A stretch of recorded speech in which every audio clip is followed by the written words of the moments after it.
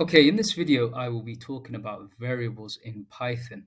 A variable is essentially a container that we can use to store some information, and we can reference it by giving it a name, and we can also assign it a value. So let me explain how this works.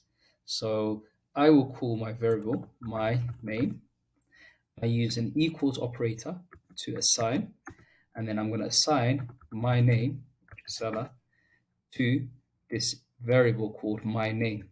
And I can reference this anywhere in the program by writing my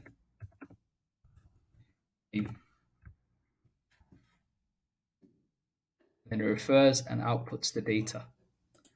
Likewise, I can make another variable called my age. I can assign an integer value, which is a number. And I can make the same reference using the label, and it should now output both my name and my age.